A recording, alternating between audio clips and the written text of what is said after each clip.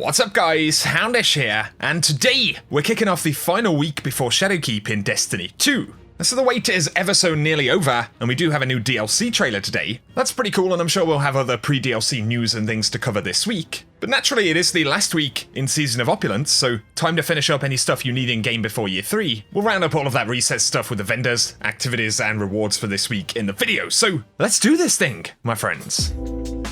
Firstly, Shadowkeep Preloads. A lot of you guys have been asking what's going to happen with that, and I'm right there with you, pretty anxious to find out. A couple of days back though, Cosmo did say, we've made the team aware of the heavy desire for a preload, more to come next week. Now Bungie have updated that, and they've said, in preparation for the launch of Destiny 2 Shadowkeep, D1 and D2 will be taken offline for maintenance on Monday 30th of September. The maintenance will last for approximately 24 hours, and will end with the launch of Shadowkeep on October 1st. They did clarify though, that in the meantime D2 is available for preload on Steam. Bungie also confirmed that consoles will be able to preload during the offline maintenance listed above, so while PC can preload right now, console players are going to be able to preload some point in that 24-hour window before it goes live, so there should be a somewhat substantial amount of time to get it all downloaded and all that good stuff. Secondly though, Shadowkeep's launch trailer is now here, and we did do a full breakdown of this earlier on, so you can check that out linked below. Some of the highlights from the trailer, including some stuff that I missed here, would initially include that there is Trials armor when Bungie show off Armor 2.0. Obviously this is pretty curious because we know that not all armor sets in the game are being updated, and essentially only stuff that can drop in the game will be able to drop as an Armor 2.0 piece. And so, are Bungie either introducing those armor pieces into the loot pool somewhere else, or is it some kind of tease to Trials? I would guess personally that the armor's probably going to come from a different activity, but I'd definitely love to hear what you guys think about it.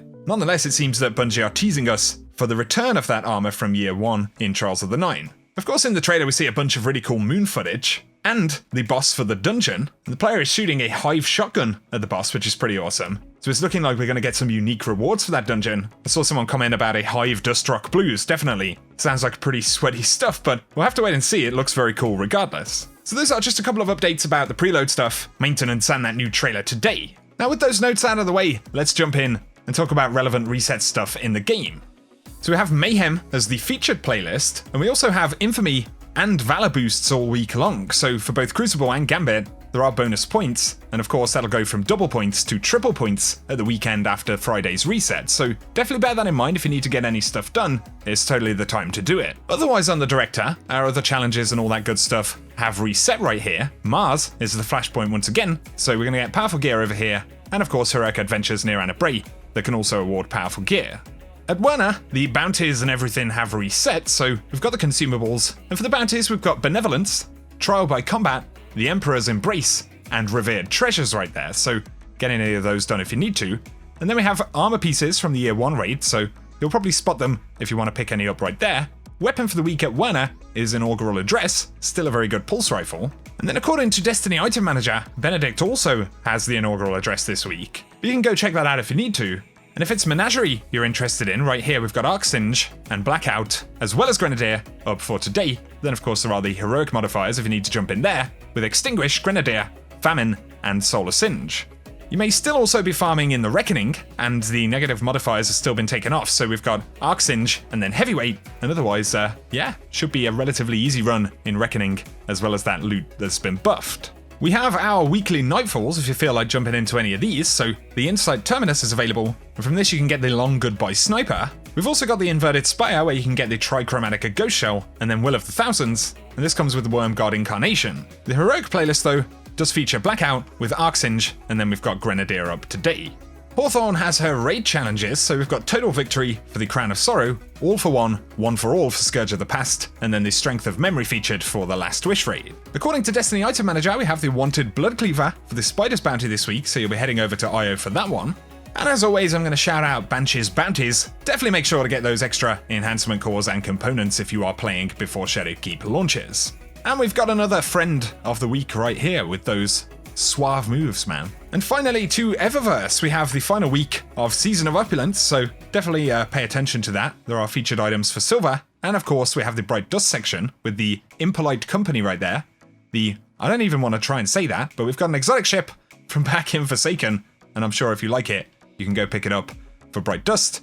We've got emotes, shaders, and all that good stuff, but if we go down to the main Bright Dust section, we've got even more stuff. So the But You emote, the Boulies Chair, I think that's called. I don't think I've actually seen that ship. No, I've never really spotted that one. Exotic from Opulence right there. I'm seeing the leg armor for Titan this week. We've got the Electromag stabilizers for the Geomag stabilizers. I suppose pretty cool stuff if you are rocking those as a warlock. And then as always, we've got a weapon ornament right there this week for Lonesome. We've got a Sparrow and some ghost projections, other shaders, and featured stuff that you'll spot there if you're interested. Once again, definitely make sure to delete any unwanted Eververse stuff that you can for Bright Dust, because they are going to be changing up how that works, and we'll get legendary shards instead after the launch of Shadowkeep next week, so just something to bear in mind. As well as any other additional DLC prep that you actually want to get done this week. Bear in mind, the game is going to be going off for that 24-hour maintenance period on Monday, so essentially we're losing a day from the final week of the season.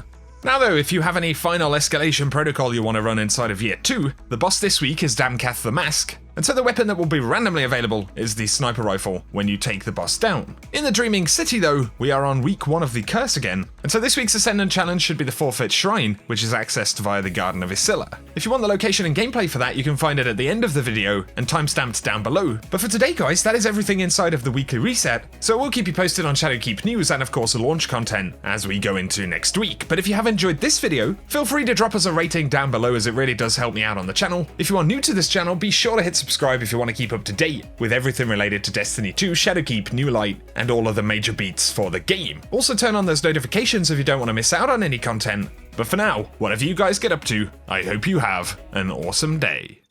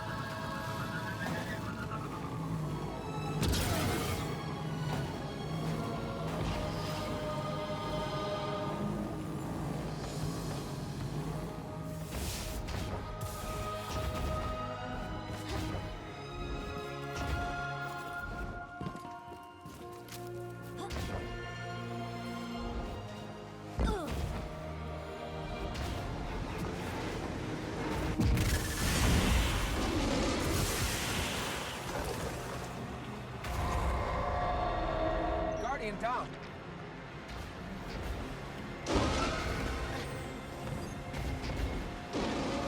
Guardian down.